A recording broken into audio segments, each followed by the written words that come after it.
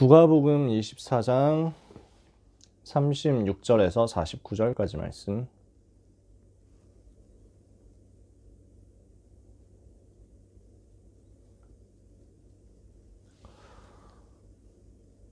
누가복음 24장 36절에서 49절까지.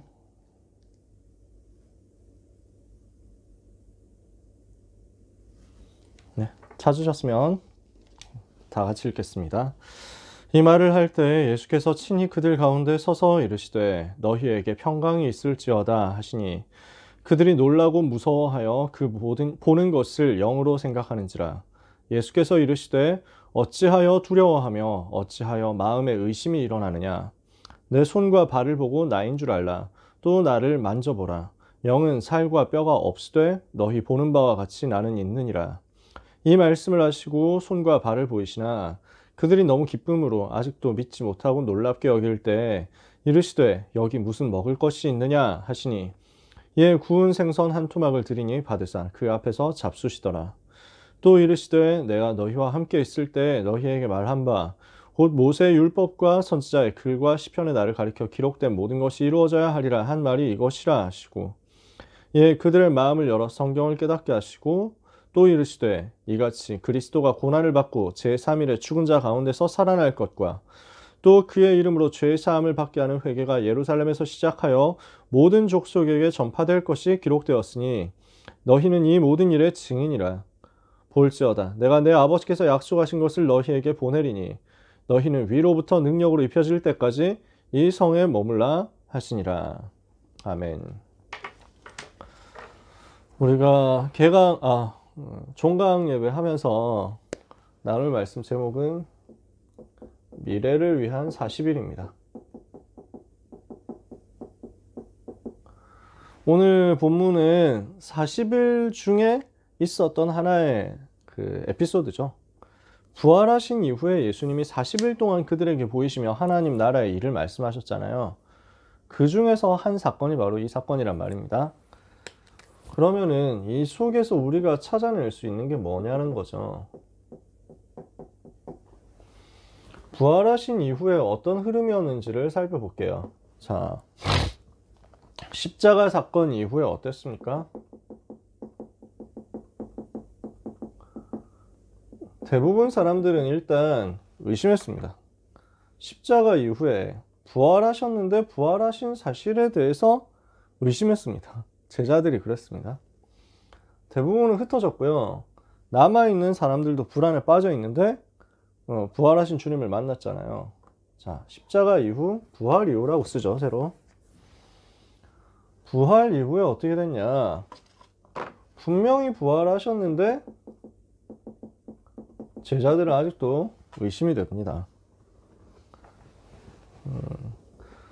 어떤 상황이냐면 일단 타임라인 구성을 좀 해보면요. 장사된 지 사흘 만에 다시 살아나셨잖아요. 그래서 일단 전통적으로 알려져 있기로는 예수님이 금요일 날 십자가에서 죽으시고 토요일 날 금요일 날 바로 장사되시고 금요일 오후부터 토요일 하루 그리고 일요일 아침 새벽까지 무덤에 계시다가 일요일 새벽에 부활하셨어요. 그래서 우리가 부활절을 주일날로 지키죠. 그죠? 일요일 새벽에 부활하셨는데 안식 후 첫날에 부활하셨는데 당장 무덤이 비었잖아요. 돌문이 굴러가고 무덤이 비고 무덤을 지키던 병사들은 도망갔어요. 그러고 나서 누가 도착합니까? 막달라 마리아를 비롯한 여자들이 도착합니다. 그래서 주님의 시체에 기름 바르러 왔었죠.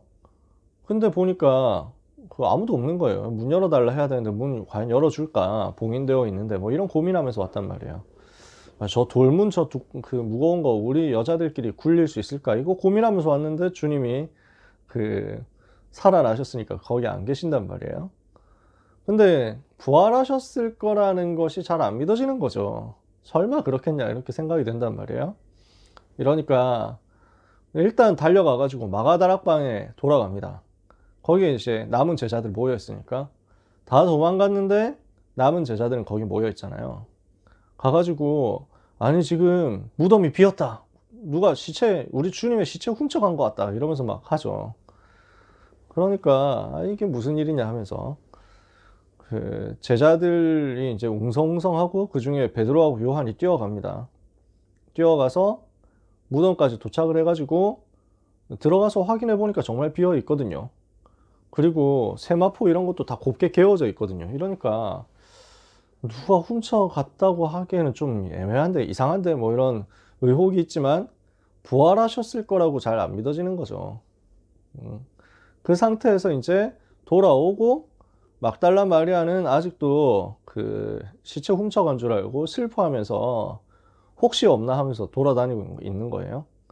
그래서 누군가를 만나잖아요. 동산직인 줄 알고 혹시 당신이 우리 주님의 시체 훔쳐갔냐? 갖고 갔으면 내놔라고. 혹시 어디 있는지 아냐? 이러면서 물어보죠. 모르겠니? 하면서 알려주시니까 주님이시란 말이에요. 부활하신 주님이요. 그래서 그 부활하신 주님을 처음 만난 사람이 막달라 마리아죠.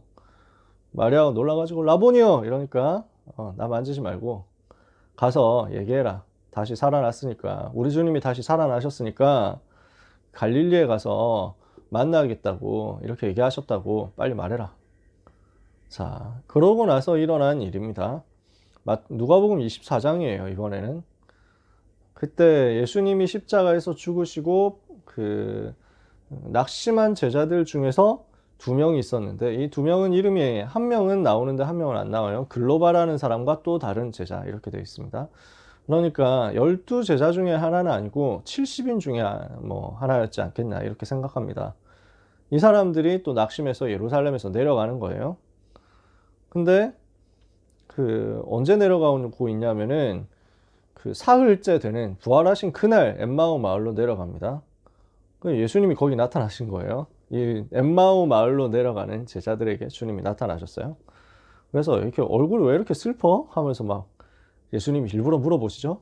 그러니까 아니 뭐 예루살렘에서 오는 것 같은데 방향이 보니까 그 일 모르냐? 이러면서 막 얘기를 막 썰을 풉니다. 아니 말과 글에 능하신 선지자 예수를 저 악한 사람들이 십자가에 못 박아가지고 아니 우리는 이 사람이 이스라엘을 속량할 자라고 생각을 했었는데 너무 속상하다.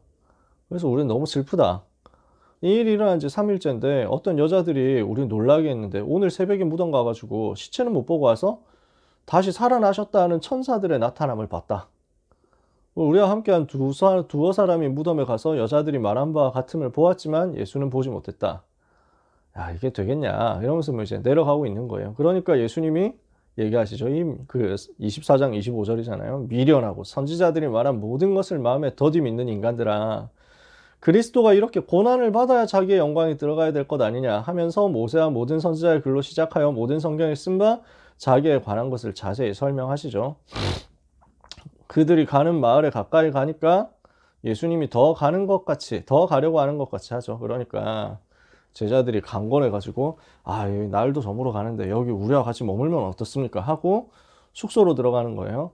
그들과 함께 음식 잡수실 때 떡을 가지사 축사하시고 떼어서 그들에게 주실 때 비로소 눈이 밝아져가지고 주님이시구나 하고 깨닫죠. 여러분 상상을 해보세요. 그냥.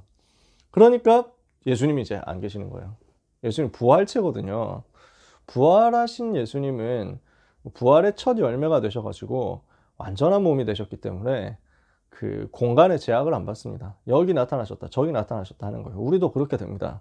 우리도 부활하면 그렇게 돼요. 그래서 비로소 부활하신 주님 만나가지고 이 제자, 부활하신 주님인 걸 깨닫고 둘이서 얘기하는 거예요. 길에서 우리에게 말씀하시고 우리에게 성경을 풀어주실 때 우린 마음이 뜨겁지 않았냐 하면서 그때 바로 일어나가지고 예루살렘으로 돌아갑니다. 11제자가 모여 있어요. 그들과 함께한 제자들이 또 모여 있어요. 주님이 진짜 부활하셨고 우리가 만났다 이러니까, 그래서 뭐 이렇게 또 여기 있는 사람들도 진짜 주님이 부활하셨고 시몬에게 보이셨다 이렇게 하면서 뭐 얘기를 하는 겁니다. 이렇게 포럼을 하고 있는 그때 오늘 주님이 또 나타나신 거예요. 그러고 있는 포럼하면 그때 이렇게 해서 주님이 나타나세요. 요한복음 20장에도 보니까 이 부분에 대한 설명들이 쭉 나와 있죠. 요 날이에요. 그런데 그때 하필 누가 없었습니까? 도마가 없었어요. 그러니까 부활하신 주님 분명히 만났고 처음에는 다 의심하잖아요. 아, 뭐 이거 유령입니까? 뭐 이러면서 막 하고 있는데 야야 유령이 살 뼈 없잖아. 만져봐. 살 있고 뼈 있고 다 있잖아. 하면서 일부러 안 드셔도 되는데 생선 한 토막, 구운 생선 한 토막도 드셨다니까요. 보여주려고. 확실히 부활하신 거 보여주려고. 유령이면 생선이 들어갔다 그대로 안 씹히고 나와야 될 거 아니에요. 우리 주님이 부활하셨으니까.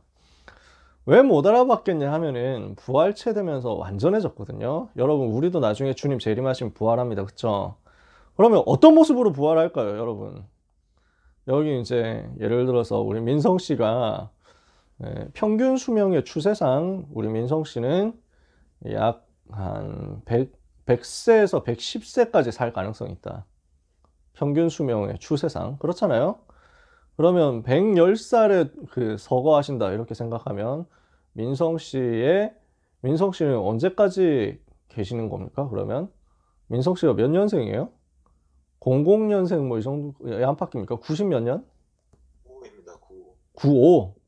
110세를 사신다고 하면은 몇 살까지 사는 거예요? 100살이 95, 2095년에서 2105년까지 사시는 거 아닙니까? 22세기까지 사시는 거죠.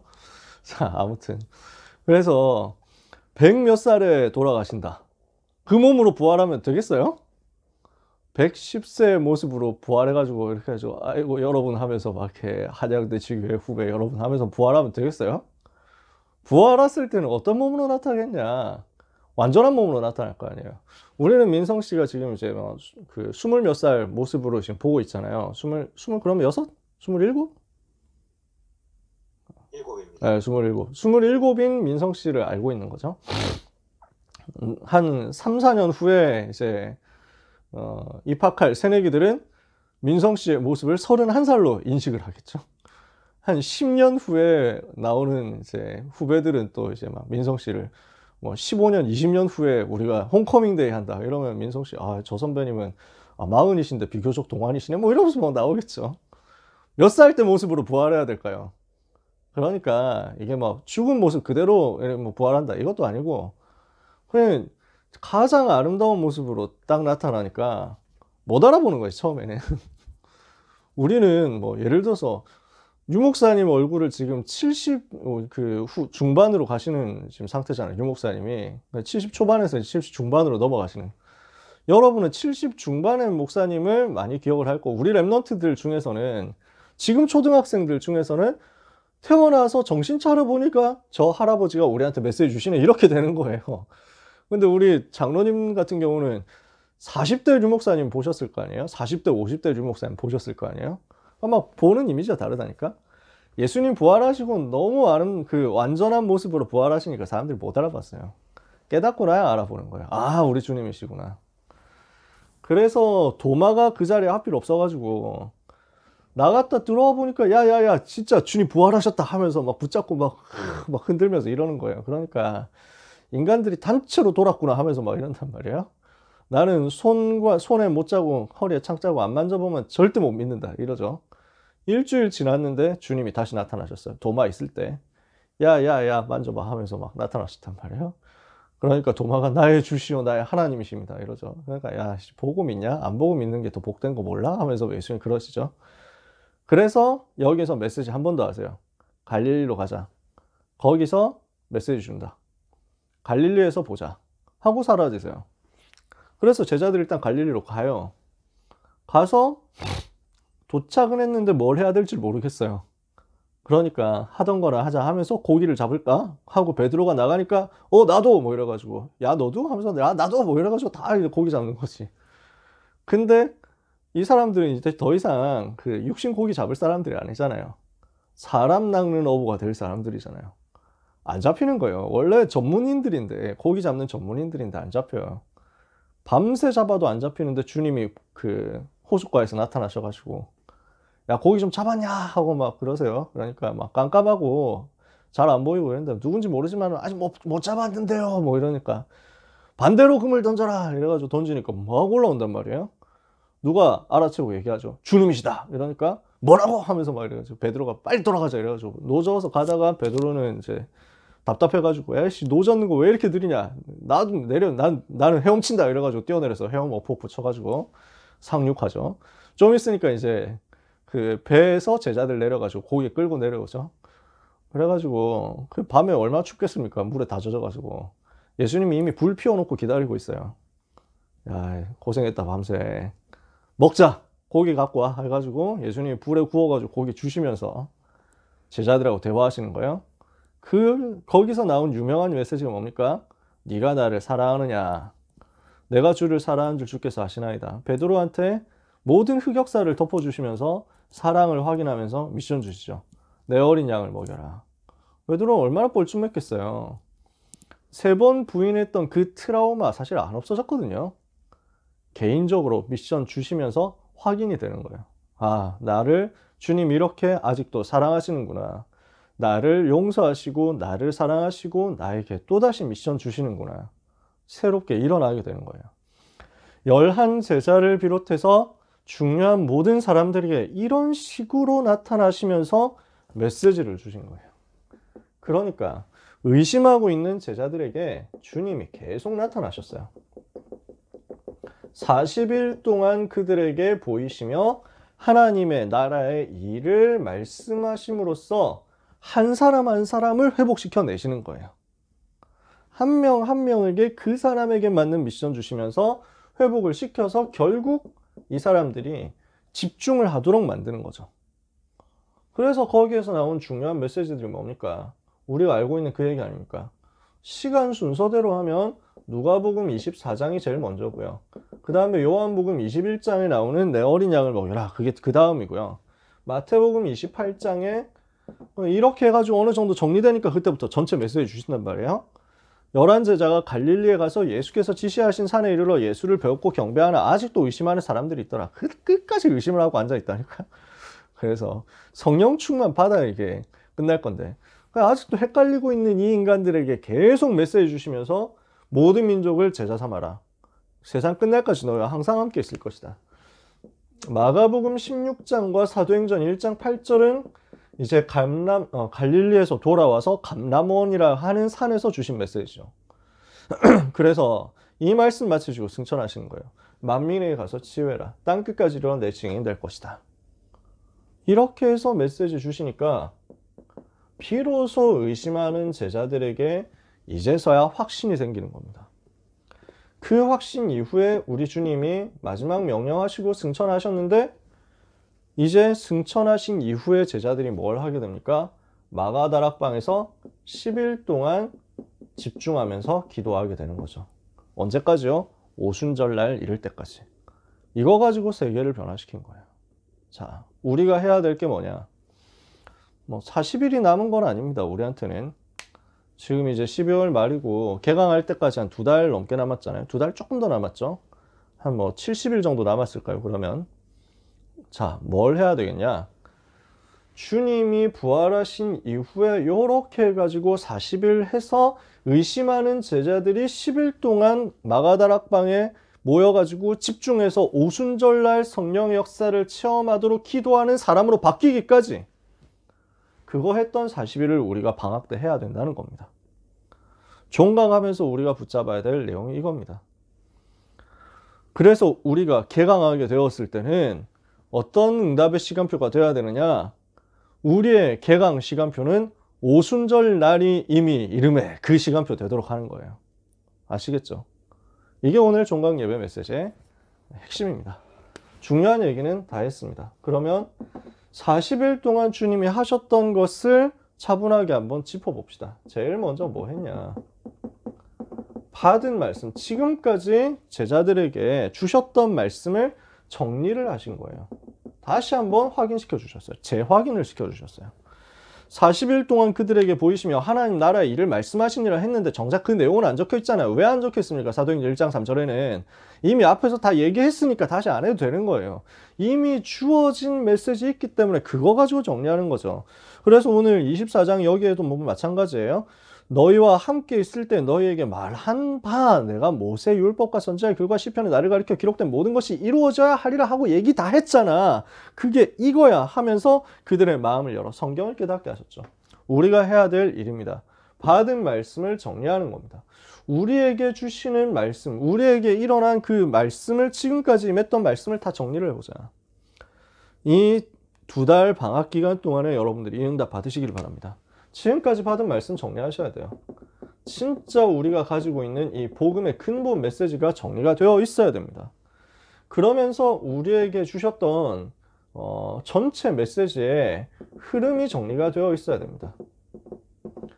올 한 해 우리에게 주셨던 메시지 흐름 뭐였습니까?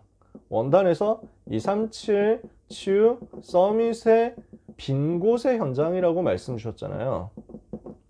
무슨 말씀이었습니까? 그래서 우리를 하나님께서 237 살릴 영적 통신망의 파수꾼으로 부르시고 치유 빈 곳 현장 살릴 영적인 의사, 영적인 치료자로 부르시고, 그리고 서밋 현장의 빈 곳을 살릴 수 서밋 빈 곳의 현장을 살릴 수 있도록 영적인 그리스도 삼중직의 대사로 부르셨잖아요. 이 일을 어떻게 감당합니까? 우리에게 주신 7대 여정을 가지고, 언약의 7대 여정을 가지고 일을 하는 것이다. 이 일을 위해서 우리가 뭘 해야 됩니까? 우리에게 말씀이 편집되고 기도가 설계되고 현장 살릴 수 있도록 구체적인 디자인이 나오도록 만들어라. 여름에 주셨던 메시지죠.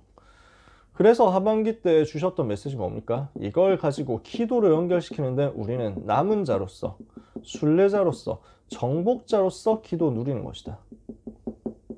여러분 메시지 다 흐름 기억나시죠? 지금 메시지 뭐 왔습니까? 9가지 세팅과 3시대에 대한 메시지 나와서 이걸 가지고 70군데 제자 세우는 것이다. 이게 올 한 해 메시지 흐름이었잖아요. 여러분 우리는 받은 말씀 정리 제대로 해야 됩니다. 복음 메시지가 정확하게 정리되어 있어야 됩니다. 그러면서 지금 나오는 모든 메시지의 흐름이, 지금까지 우리에게 왔었던 메시지의 흐름이 대학생답게 정리되어 있어야 됩니다. 그러면 이렇게 받은 말씀 전체적으로 우리가 같이 받은 말씀이 정리되죠. 이 속에서 나오는 게 뭐냐면 나에게만 주시는 미션이란 말이에요. 나에게 주시는 말씀, 전체적으로 우리가 다 같이 받은 말씀이 정리됐다면 나의 미션이 정리되어서 나오게 되어 있습니다. 방학 동안에 우리가 이거 해야 됩니다. 그래서 나의 미션 먼저 정리를 해야 되겠는데 237에 대한 미션을 정리해야 되겠습니다. 여러분 우리는 뭘 봐야 되냐? 237 봐야 됩니다. 그래서 이번 2학기 개강 때 237 얘기를 했었잖아요. 어떻게 하면 237 살릴 거냐? 237 살릴 준비를 하는 2학기 되도록 만들자. 이렇게 얘기를 했었잖아요. 여러분 얼마나 응답받았는지 모르겠습니다. 진짜 대학 시절은 237을 보는 눈을 열 수 있는 제일 좋은 시기입니다. 저는 최근에 글을 새로 봤는데 요즘 러시아하고 우크라이나하고 위기잖아요. 저는 그전에는 러시아 나쁜 놈들 왜 저 우크라이나를 괴롭히나 뭐 이렇게 생각했단 말이에요. 근데 저는 지금까지도 그냥 내 기준에서 러시아와 우크라이나 관계를 봤던 거지. 한국 사람이라는 기준으로만 이렇게 본 거예요. 어떤 사람이 글을 썼는데 러시아 입장에서 한번 생각해보자 해가지고 글을 썼는데 좀 깜짝 놀랐어요. 러시아가 되게 억울한 면이 있구나. 물론 뭐 러시아가 깡패짓 하는 것을 옹호하는 게 아니고 뭐 러시아가 지금 우크라이나 괴롭히는 게 뭐 잘했다 이런 얘기가 아니라 나름대로 이 사람들한테는 그 자기들이 당한 것처럼 느껴지는 그게 있었구나 하고 생각이 되더라고요. 그러니까 완전히 뭔가 좀 많은 것들이 생각이 바뀌더라고요. 나는 아직도 한국 사람이라는 중심으로 한국 사람의 관점에서 자꾸 237을 보는구나. 제가 되게 많이 바꿨어요. 그냥 지금 일어나는 정치 외교적인 측면인데도 그렇더라고요. 237의 관점에서 237을 볼 수 있도록 우리가 훈련될 수 있는 시기가 대학 시기입니다.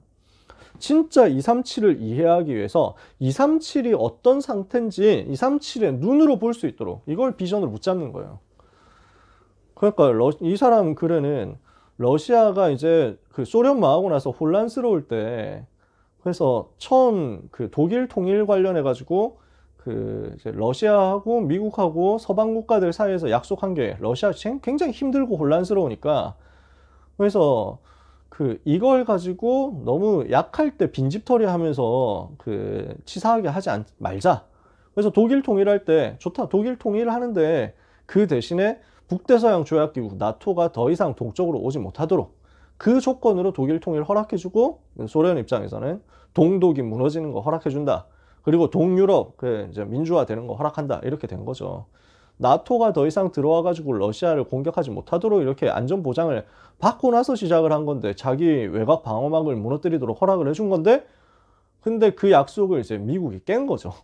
그래서 클린턴 대통령 때부터 깨기 시작해가지고 야금야금 나토가 동진을 하잖아요. 동유럽 쪽으로. 그러니까 러시아를 목을 조이는 미사일 포위망이 쫙 갖춰진 거예요. 이러니까 러시아 입장에서는 약속했는데 이것들이 깨는데 우리가 힘 없는 것을 이용해가지고 저럴 수 있냐, 이런 막 이렇게 분노가 있는 거예요.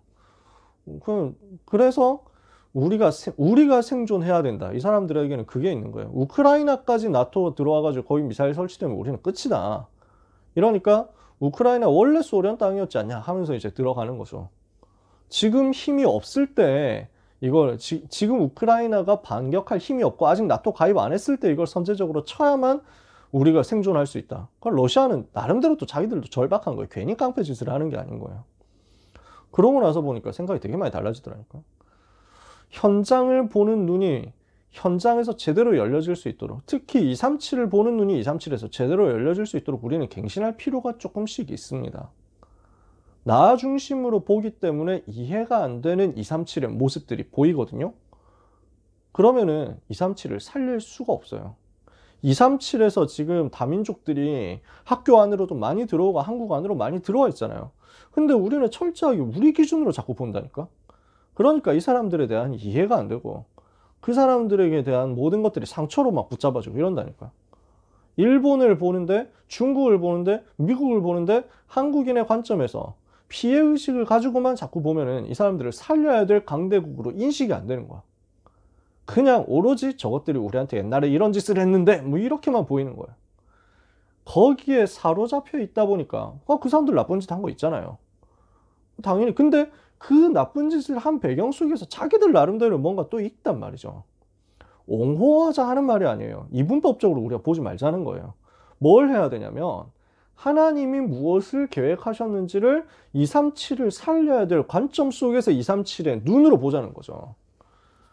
제가 설명의 역량이 너무 부족해가지고 이제 지금 뭐 이렇게 버벅버벅 하면서 얘기를 하는 것 같아요. 여러분이 이해가 잘 되시는지 모르겠어요. 이번 주에 주 목사님 이런 얘기 하셨어요. 2부 예배 때.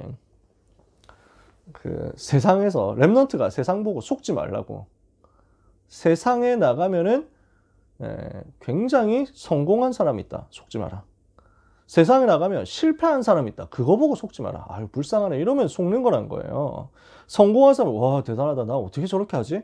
이것도 속는 거라는 거예요. 세상 나가면요 이상한 사람이 있습니다. 와 저 새끼 왜 이렇게 이상하지? 이러면 속는다는 거예요. 세상 나가면은 굉장히 나쁜 놈도 있습니다. 진짜 흉악한 사악한 놈. 와 진짜 나쁜 놈이다 진짜. 와 진짜 개빡치네. 뭐 이러면 속는다는 거죠. 현장 나가면 너무 훌륭한 사람도 있어요. 와 어떻게 저 사람 저렇게 훌륭하냐. 복음 없는데도 진짜 훌륭하다. 속는 거예요. 다 껍데기만 본 거예요. 그 실상은 뭡니까? 전부 복음 필요한 사람이에요. 우리가 살려내야 될 사람이라는 거예요. 지금 대부분의 사람들은 이 237을 보는 눈이 제대로 세팅이 안 되어 있습니다. 근데 그게 이스라엘이었어요. 237을 보는 눈이 전혀 안 열려있는 게 이스라엘. 세계복음화 하도록 강대국 살려야 되는데 그 눈이 전혀 안 열려있고 선민사상과 피해의식에 사로잡혀 있는 이스라엘. 근데 하나님은 뭘 보기를 원하시냐면 강대국을 보고 거기에서 나오는 237을, 거기에 잡혀있는 237을 보고 그리고 이것을 가지고 영적 재앙을 세계화시키는 사단의 흐름을 보라는 거거든요. 그게 하나님의 뜻인데 영적 재앙이 세계화되는 것이 강대국을 통해서 흘러나온다는 이 사실을 제대로 보고 살리러 들어가야 된다는 거죠. 이게 안 되니까 이스라엘은 또 전 세계는 세 가지로 하는 겁니다. 첫 번째, 그냥 강대국에 노예된 굴종의 삶을 사는 겁니다. 그냥 강대국에 붙잡혀 있으니까 뭐 시키는 대로 한다고 아무 의욕도 없고 아무 희망도 없고 그냥 이렇게 살다 죽는 거지 하는 노예의 삶이에요. 두 번째는 적극적으로 거기에 부역을 합니다. 협조합니다. 아부를 하고 아첨을 해가지고 민족이 어떻게 되건 말건 나는 필요 없고 나만 잘 살면 된다 이렇게 생각하는 삶이에요. 그게 이제 뭐 우리 눈에 보면은 되게 막 간신배 이런 나쁜 놈 이렇게 보이겠죠. 세 번째 삶 뭐가 나오냐? 우리를 괴롭히는 저 로마 절대로 우리는 굴복할 수 없다. 반드시 싸워서 무찌른다. 반란 일으키는 거예요. 대항하는 거예요. 독립운동하는 거예요. 이런 사람들 보면은 되게 훌륭해 보이죠. 예수님의 제자들 중에도 그런 사람이 있었어요. 열심당원이라고 하는 사람들이에요. 그러니까 예수님 따라다니던 사람들 중에도 그런 사람이 있었어요. 근데 예수님이 그런 거 안 하거든요. 그러니까 실망해서 나가고 이랬어요. 근데 주님이 원하시는 건 뭐였습니까? 요 세 가지가 아니었단 말이에요.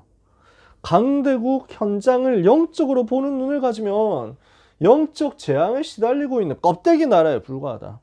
영적 재앙을 전 세계로 퍼뜨리는 숙주에 불과하다. 저 불쌍한 강대국을 누가 살릴 것이냐? 여기에 대해서 눈을 못 열어서 노예로 포로로 끌려가 가지고 살렸던 것이 구약시대 렘넌트들이었는데 바울이 이 부분을 먼저 봤다니까요. 내가 로마도 보아야 하리라. 보는 눈을 제대로 열고 237에 대한 미션을 붙잡아 버렸어요. 그러니까 여기에서 나의 미래가 나타나 버린 거예요. 여러분, 나의 미션을 잡는다는 것은 무엇과 관계되어 있냐면 237을 두고 나의 미래를 하나님이 어떻게 준비하시고 사용하실 것이냐로 연결이 되어서 나옵니다. 이것을 위한 미션을 붙잡는 거예요. 그러면은 치유 미션 나올 겁니다. 나의 미래와 관련된 것이 237 미션이라면 치유와 관련된 것이 나의 현장, 나의 오늘과 연결되어 있는 미션입니다. 그러면은 서밋에 대한 미션도 나올 겁니다.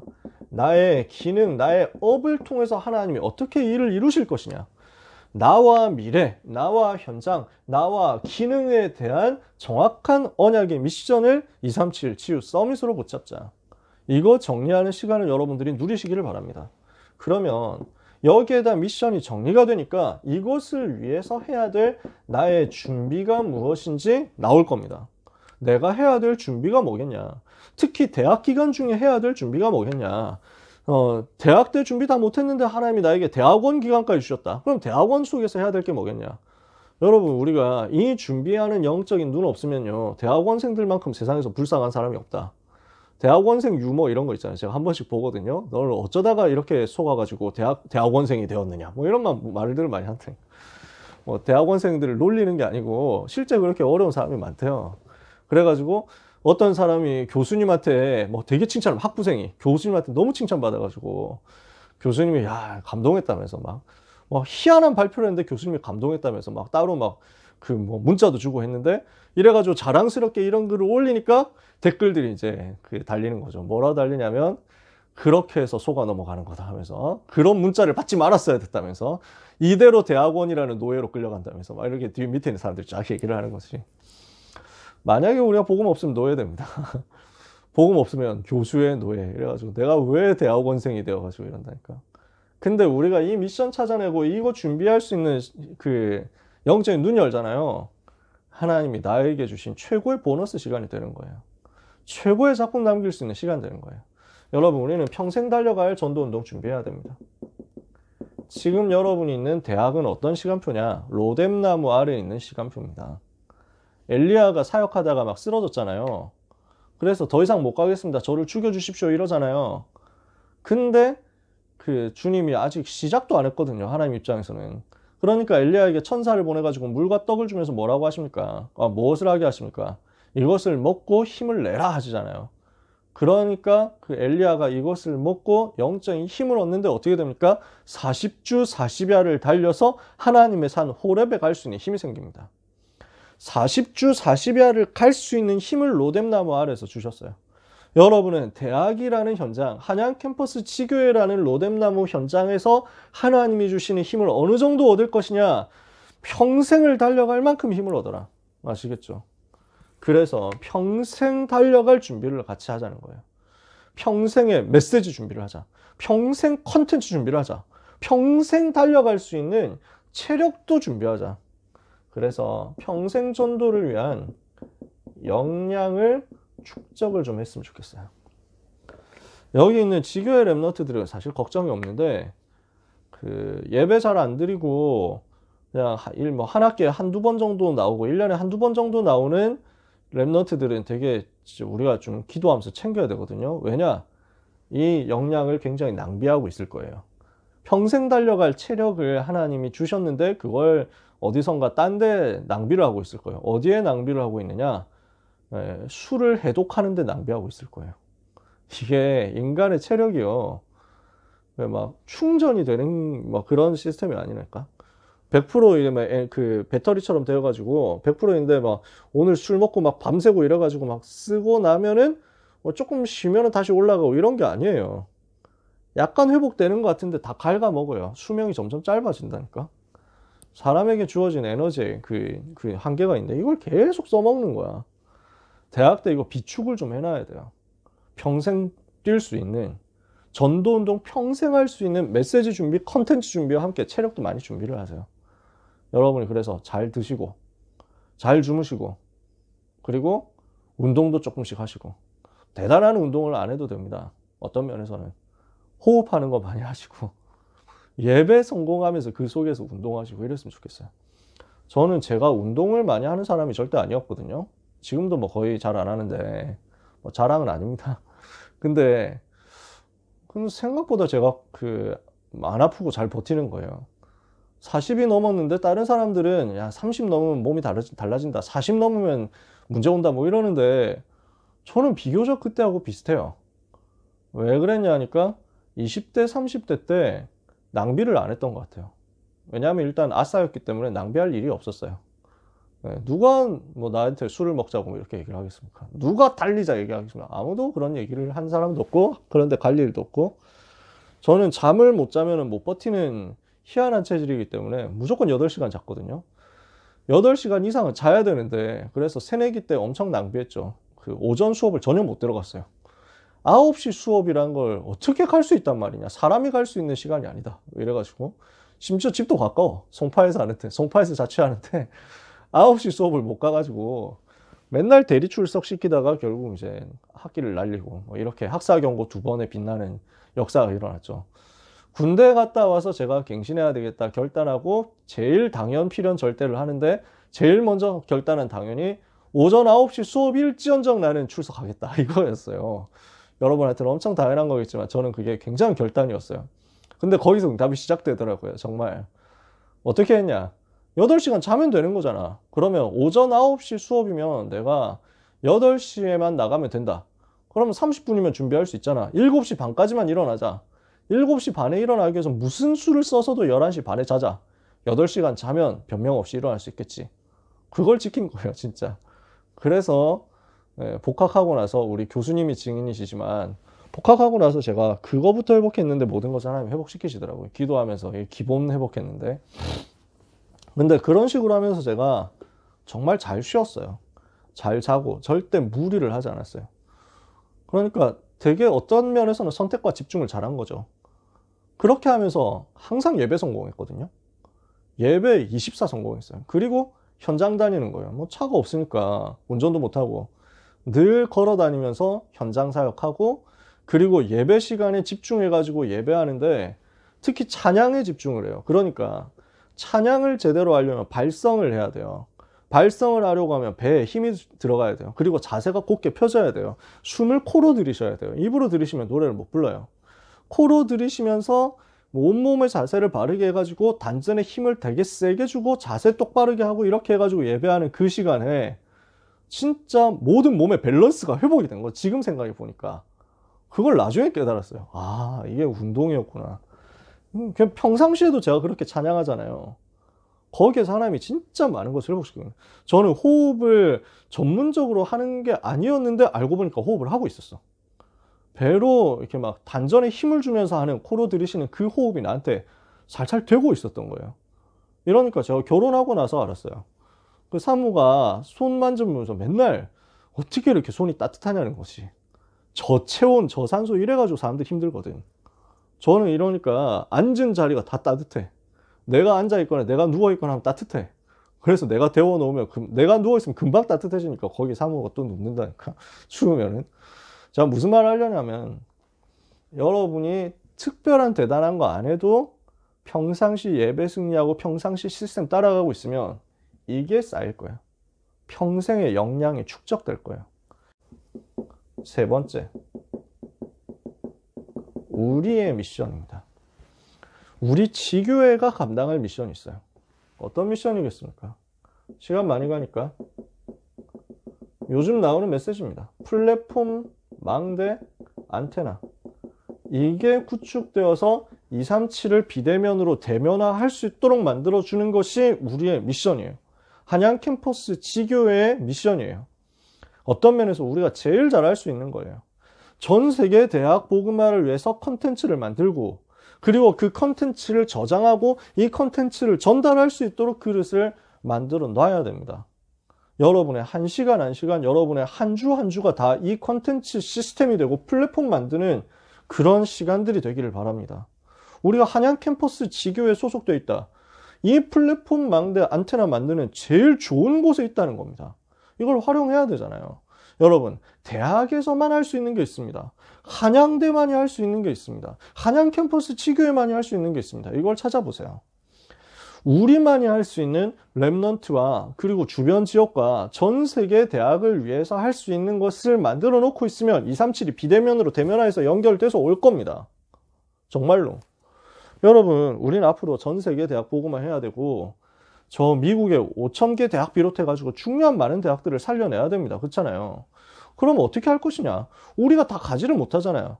근데 거기에 있는 사람들 우리한테 와서 컨텐츠를 받아갈 수 있도록 저 외롭게 대학에 파송되어 있는 유학생들이 다 우리하고 연결돼가지고 같이 전도운동, 대학 보고만 운동 할 수 있도록 우리가 이 시스템을 만들자는 거죠. 꿈을 꾸자는 거죠.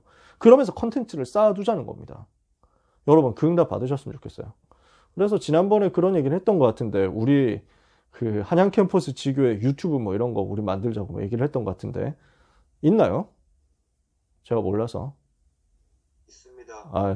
알려주시면 제가 구독과 좋아요를 누르도록 하겠습니다. 우리는 해야 돼. 그래가지고 뭐 해야 되냐면, 자꾸 전문성 있는 컨텐츠가 부족한 상태에서 괜찮아요. 이게 자꾸 쌓여야 돼. 아니, 저는 이거 해가지고 영상 찍는 거, 메시지 그냥 하는 거 찍어가지고 올리는데 그거 사람들이 보더라니까요. 그러니까 필요한 사람들이 희한하게 연결돼서 본다고.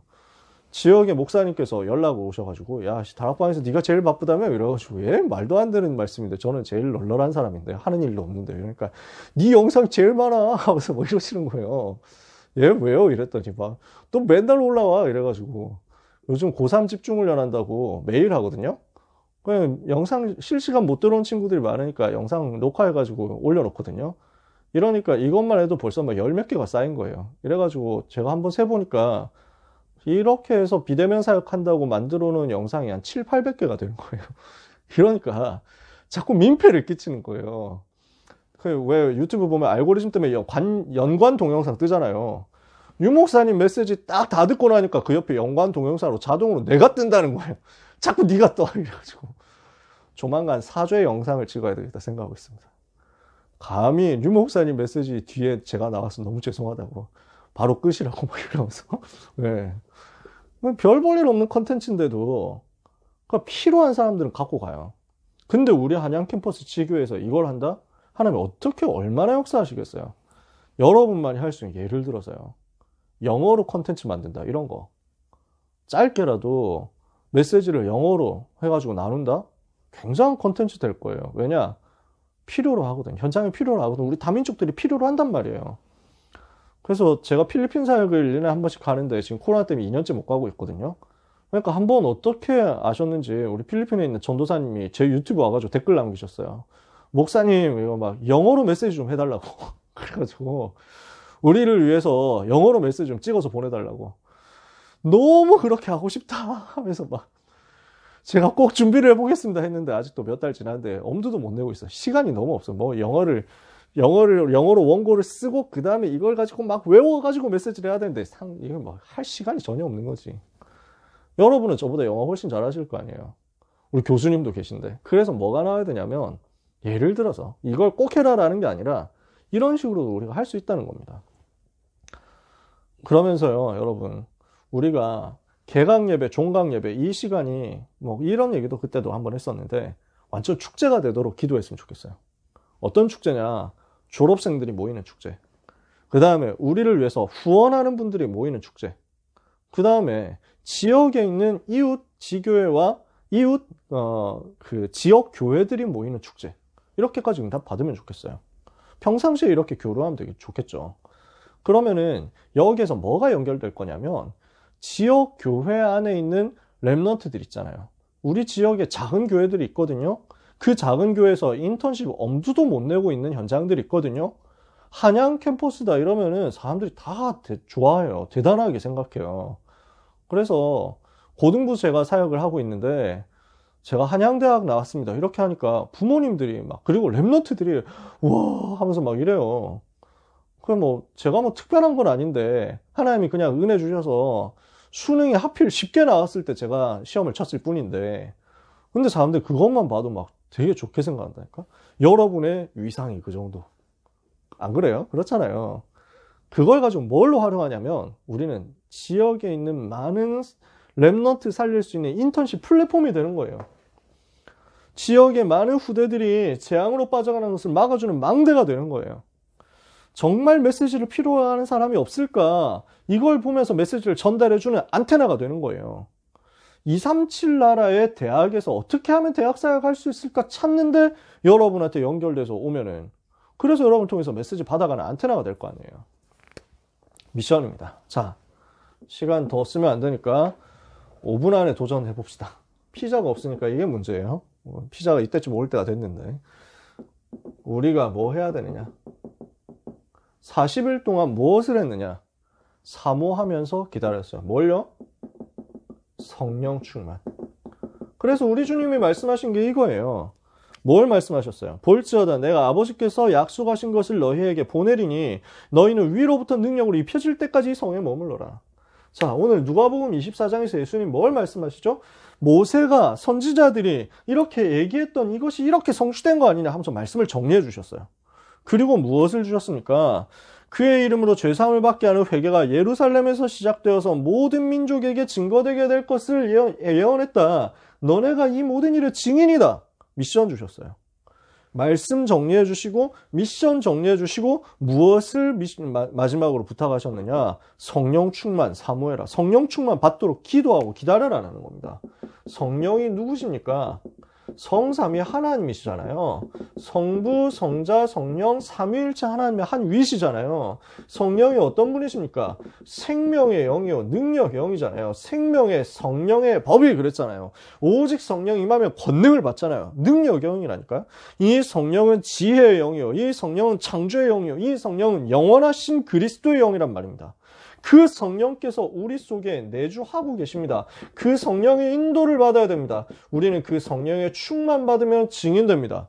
그래서 우리가 누려야 될 부분이 이 부분이잖아요. 이것을 주님이 말씀하신 거예요. 부활하신 주님이 제자들에게 숨을 내쉬면서 성령을 받으라. 여러분, 성령 충만을 정말로 사모하시기를 바랍니다. 하나님 나에게 성령 충만을 주옵소서. 그래야 우리가 권능받고 우리 한양 캠퍼스 살리고, 그래야 우리가 권능받고 400대학 2만대학 살릴 거 아닙니까? 실제적으로 성령 충만을 받아야 되겠습니다. 이것을 사모하세요. 진짜 2달 동안 개강 전까지 하나님 나에게 성령 충만을 주옵소서. 우리 캠퍼스 살릴 수 있도록 성령의 충만 주옵소서. 하늘 가지고 붙잡아야 돼요. 이 성령 충만을 주셔야 내가 권능받고 증인 될 것 아닙니까? 약속하신 성령 아닙니까? 왜 나에게는 안 주십니까? 하고 붙어보자고요. 그래서 우리는 이 성령 충만을 누릴 수 있는 실제적인 기도의 능력을 회복해야 되겠습니다. 기도로서 성령 충만 받는 거 아니에요. 그래서 오력을 실제 회복하도록 기도를 전문화하세요. 유 목사님이 기도를 가지고 모든 걸 다 하잖아요. 운동도 기도 속에서 다 하잖아요. 그죠? 책 읽는 것도 기도 속에서 다 하시잖아요.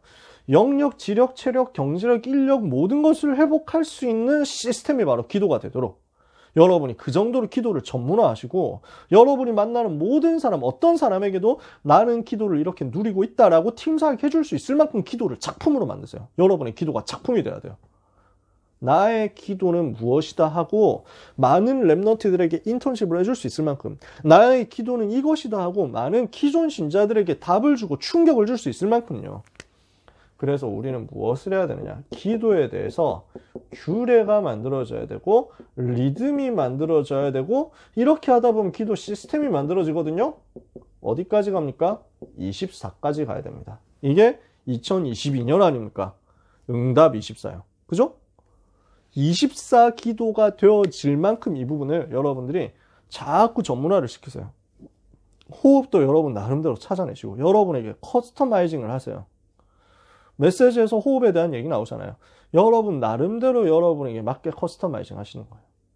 제가 커스터마이징 한 거 말씀드렸잖아요. 예배 시간에 찬양하면서 성공했던 그게 쫙 전부 연결돼서 오더라. 지금까지 저는 누리고 있거든요. 여러분 나름대로의 방법을 찾으시는 거예요. 이걸 가지고 최고로 누릴 수 있도록 우리는 방학 동안에 훈련을 제대로 받아야 되겠습니다. 그래서 오늘 제자들이 예수님을 만나니까 어떻게 됐죠? 부활하신 주님을 체험했어요. 부활하신 주님을 만났어요. 부활하신 주님을 체험했어요. 여러분, 이번 방학에 부활하신 주님이 나와 만나지는 동거의 비밀을 누리시기를 바랍니다. 주님이 내 안에 사시고 나와 함께 사시고 내 속에서 먹고 내 속에서 나와 함께 누리시는 것을 여러분들이 체험하셨으면 좋겠어요. 425장 찬송의 4절 가사가 이렇습니다. 주님의 뜻을 이루소서 온전히 나를 주장하사 주님과 함께 동거하고 있다는 사실을 만민이 알게 하옵소서. 주님이 내 속에 살고 계신다는 것. 이거 체험하는 겁니다. 그 정도로 여러분이 복음을 행복하게 누려보세요. 주님과 나와의 관계가 동거하는 인격적인 관계가 되도록 여러분이 복음 집중을 해보세요. 저는 어제도 그 메시지 준비하면서 성경을 보다가 너무 귀한 구절을 발견했거든요. 전에 봤었어요. 알기는 알았어요. 그때도 감격했었는데 어제 너무 감격이 되더라고요. 성령 충만을 두고 말씀 묵상하는 가운데 한 구절 찾았는데 요한복음 3장 34절이었어요. 요한복음 3장 34절에서 뭐라고 하느냐면 하나님이 보내신 이는 하나님의 말씀을 하나니 이는 하나님이 성령을 한량없이 주심이니라. 이 말씀을 저한테 하나님이 주시는데요. 전 너무 행복한 거예요. 한량없이 성령을 주시는 우리 주님이 나를 사랑하시는구나. 한량없이 주시는 그 하나님이 나에게 한량없이 은혜를 주시고 나에게 한량없이 성령을 주시고 나에게 한량없이 모든 복을 쏟아부으시는구나. 주님이 나를 이렇게 한량없이 사랑하시는구나. 너무 기뻤어요. 진짜. 여러분 이거 체험 해보셨어요? 말씀 보면서 주님이 나에게 말을 거시는 것 같은 그 체험 해보셨어요? 주님이 나를 건드려가지고 내가 너를 이렇게 한량없이 사랑하거든 하고 막 끌고 가시는 그거 체험해 보셨냐고요. 주님과 동거하는 거예요. 두 번째, 주님이 주신 말씀을 확인해야 되겠습니다. 그래서 우리 주님이 모세의 율법, 선지자의 글, 시편 이렇게 말씀하셨잖아요. 그리고 그 성취, 그건 복음서잖아요. 우리 입장에서 뭘 해야 됩니까? 원단 기도에 있습니다. 그리고 여러분이 여러 대학 수련회가 있습니다. 그죠? 세계대학 수련회 있습니다. 또 예비대학 수련회 당장 내일 모레 있죠. 이런 중요한 흐름들이 있습니다. 또 여러 가지 자체적인 훈련들이 있을 겁니다. 이 속에서 받는 말씀에 진짜 집중하셔야 돼요. 그래서 거기에서 증인으로 어떻게 서야 될 것인지 방향을 확증하는 응답을 받으세요. 증인의 방향 확정입니다. 성령 충만 받으면 우리에게는 증인의 역사가 일어나게 될 거거든요. 그죠? 오순절날이 이미 이르는 그 개강을 맞이해서 우리는 2022년에 한양 현장 살릴 전도운동 어떻게 하게 되겠냐? 이것을 가지고 기도하는 응답을 받아야 되겠습니다. 우리 미리 기도해요. 그래서 진짜 새내기를 하나님이 우리에게 붙여달라고 지금 우리는 기도해야 됩니다. 하나님, 새내기가 진짜 언약 잡은 새내기가 물밀듯이 한양 현장으로 예비된 새내기가 한양 현장으로 모여들게 하옵소서. 지금 이제 수시 결과가 나왔을 거 아니에요. 그래서 수시를 두고 새내기를 이제 기도하는 건 이제 끝났단 말이에요. 그래서 우리는 빨리 기도해야 됩니다. 하나님, 정시의 성령으로 역사해 주시고 우리 랩런트들 그 쓸데없는 불신자들은 다른 데로 다 나가고 추가 합격의 역사도 일어나게 하시고, 그죠? 그러면서 우리 기도해야 돼. 진짜 하나님, 새내기들 이상한 데 방황하지 말고 정시 모집 때 언약 붙잡고 한양 캠퍼스로 인도받아 오게 하옵소서 하면서 우리 기도해야 돼. 진짜. 그러면서 많은 부분들이 있겠습니다만 다민족들요, 유학생들요, 많은 랩런트들이 우리 속에 담기도록 우리가 비대면을 대면할 수 있는 준비를 해놓고 나면 코로나는 끝날 겁니다. 237을 비대면으로 대면할 수 있는 세팅 다 해놓고 나면 하나님은 그때 재앙을 거두실 겁니다. 그렇게 해야 돼요. 왜냐? 그래야 우리가 또 현장을 가지. 여러분 237 가야 되잖아요. 가서 봐야 돼요. 대학생 때 가서 봐야지. 지금 언제 보겠습니까? 여러분하고 하고 싶은 얘기가 많은데 저는 요즘 237 캠핑으로 돌아다니는 사람들 있잖아요. 차 타고 돌아다니는 사람들, 곽튜브, 빠니보틀 이런 사람들 비롯해가지고, 물론 제가 그 사람들 영상 보진 않는데, 다른 사람들 영상 그 유튜브로 많이 봐요. 야, 진짜 저렇게 다니고 싶다. 못 가니까 너무 막 설레더라고, 보기만 해도. 우리는 가야 됩니다. 현장으로 자꾸 가야 되고, 여러분이 성공자 되어서도 막 나가야 돼요. 그 전에 하나님이 막아두신 이유를 깨닫고 준비하면 돼요. 준비해 놓고 있으면 하나님은 우리에게 와 있는 237부터 살리게 하시고, 마침내 우리가 그 237 앞으로 로마를 보게 하시고 가이사 앞에 서게 하시는 역사를 이 응답의 미션 성취로서 주실 거예요. 그래서 이 축복을 2022년에 최고로 받도록 이번 방학 기간이 응답받는 축제의 날이 되기를 예수 그리스도 이름으로 축복합니다. 기도하겠습니다. 하나님 감사합니다. 사랑하는 한양 캠퍼스 치교회의 모든 렘넌트와 전도자, 사역자들에게 주께서 성령으로 충만케 역사하여 주옵시고, 부활하신 주님이 우리에게 주신 그 미션이 분명히 붙잡아져서 집중하며 주님 바라보고 기다리다가 성령의 역사를 체험하고 증인되는 응답을 받게 하여 주옵소서. 남은 시간 우리에게 주어진 방학 기간이 마가다락방의 전도 제자들이 누렸던 그 40일이 되며 그 10일이 되어서 오순절 날의 개강을 맞이할 수 있게 하여 주옵소서. 예수 그리스도의 이름으로 기도합니다. 아멘.